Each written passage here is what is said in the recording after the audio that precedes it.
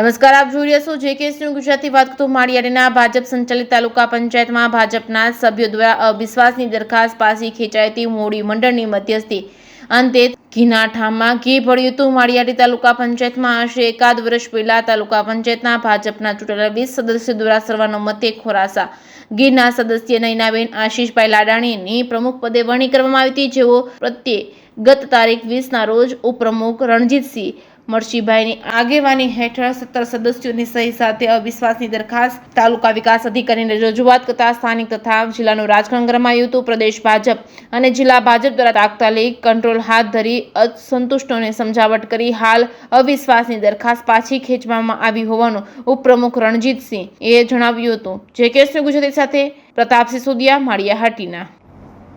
હું રણજીતસિંહ મસરીભાઈ યાદવ, માળિયાહાટીના તાલુકા પંચાયતના ઉપપ્રમુખ. અમે 20 તારીખે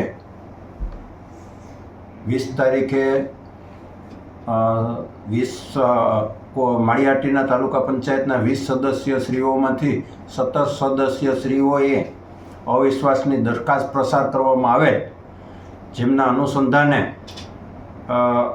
ગઈ તારીખ 21ના રોજ જિલ્લા ભાજપ અને પ્રદેશ ભાજપની સૂચના મુજબ અમે અવિશ્વાસની દરખાસ્ત પરત ખેંચીએ છીએ. હવે પછી ભારતીય જનતા પાર્ટી જે નિર્ણય કરશે એ અમને બધાને શિરોમાન્ય રહેશે. સાહેબ, 2 દિવસમાં પાછું ખેંચી લેવાનું કારણ શું?